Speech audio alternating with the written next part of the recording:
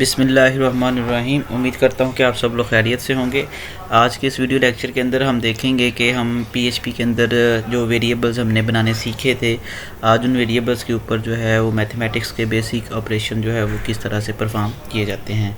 तो टाइम को वेस्ट किए बिना चलते हैं अपने एडिटर के अंदर।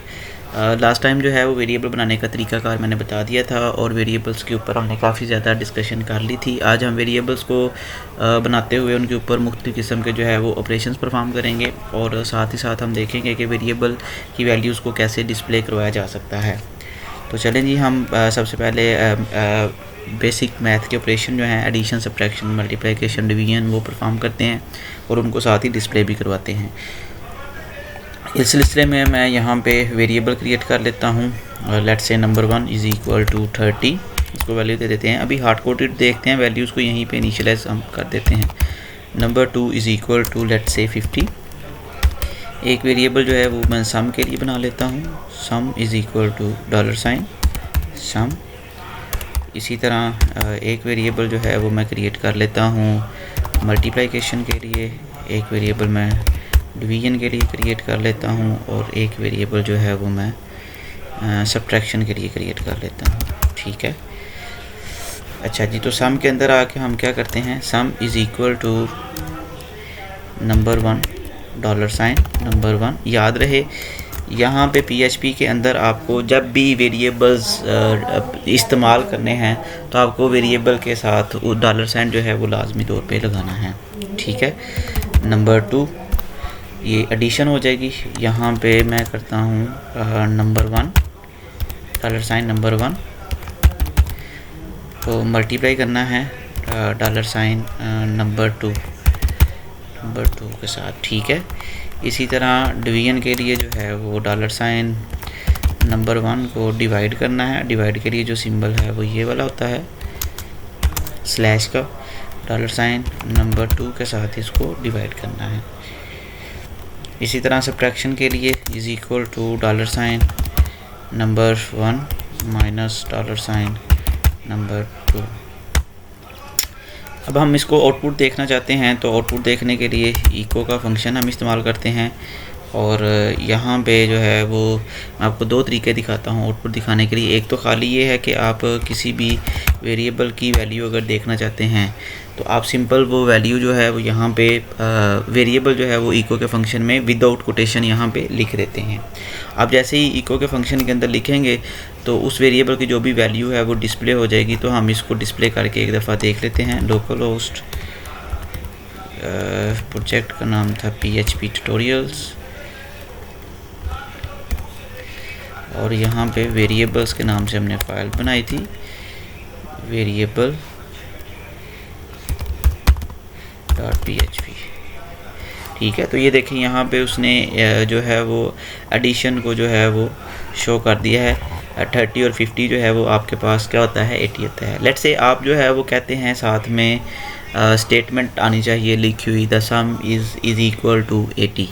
तो उसके लिए आपको क्या करना है, सबसे पहले तो स्ट्रिंग प्लेस करनी है, आपको स्टेटमेंट लिखनी है जो आप डिस्प्ले करवाना चाहते हैं, the sum is equal to let's से।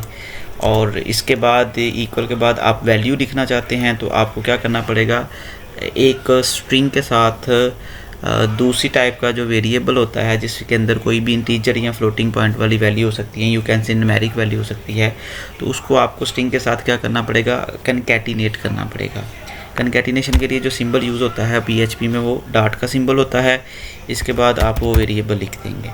आप जैसे ही ये लिखेंगे तो होगा क्या, स्टेटमेंट आ जाएगी the sum is equal to और सम की वैल्यू जो है वो इक्वल के बाद डिस्प्ले हो जाएगी। ठीक है, ये मैंने क्या किया है, एक मेरे पास स्ट्रिंग है उसको मैंने कनकैटिनेट कर दिया है। कनकैटिनेट का मतलब होता है जोड़ना किसी वेरिएबल के साथ, और वेरिएबल कौन सा है, अभी हमारा सम का है। तो ये अब डिस्प्ले करते हैं तो ये देखें the sum is equal to 80।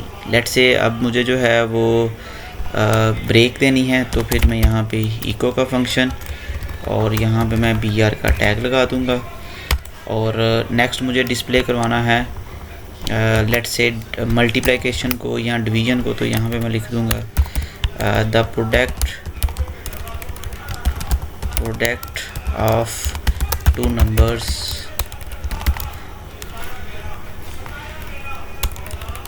Is equal to, और यहाँ पे मल्टीप्लिकेशन का वेरिएबल है वो लिख दूँगा।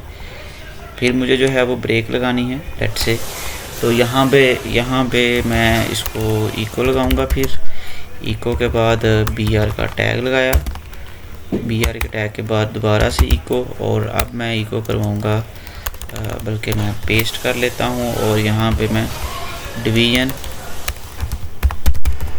ऑफ 2 नंबर्स, और यहाँ पे मेरा वेरिएबल है div। ठीक है, जिसको मैं डिस्प्ले करवाना चाहता हूँ मेथड यही होगा। तो ये लें जी, प्रोडक्ट भी आ गई और डिवीजन भी जो है वो डिस्प्ले हो गई है। ठीक है, तो मेरे ख्याल से आप लोगों को पता चल गया होगा कि हम मैथमेटिकल ऑपरेशन जो है वो वेरिएबल्स को इस्तेमाल करते हुए कैसे परफॉर्म करते हैं, और हम किस तरह से वेरिएबल्स को इको के ज़रिए जो है वो डिस्प्ले करवा सकते हैं। सेम यही मेथड प्रिंट के लिए भी है, अगर प्रिंट के ज़रिए भी आप डिस्प्ले करवाना चाहते हैं तो करवा सकते हैं। हाँ, अब जो है वो अगर यहाँ पे अलग अलग जो है वो वेरिएबल्स के अंदर जो है वो नंबर 1 को लाइक नंबर 2 को ऐड करके आप सम के वेरिएबल के अंदर स्टोर कर रहे हैं, और आप चाहते हैं कि नहीं ऐसे नहीं, डायरेक्ट ही कोई मेथड है कि आपका जो है वो डिस्प्ले हो जाए, तो यहाँ पे सब्ट्रैक्शन को मैं करता हूँ कमेंट, और सब्ट्रैक्शन को मैं डायरेक्ट ही इको के फंक्शन के अंदर परफॉर्म। तो यहाँ पर मैं करता हूँ इको,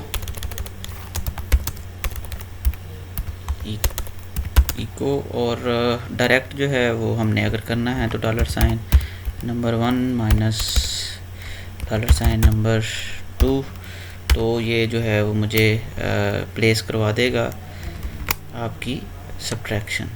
ठीक है, ये -20 आ गया। ब्रेक लगा के इसको नेक्स्ट लाइन पे ले आते हैं, इको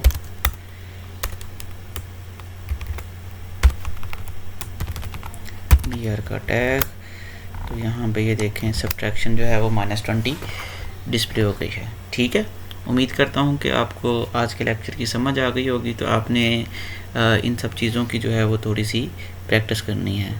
मिलते हैं नेक्स्ट लेक्चर में। अल्लाह हाफिज़।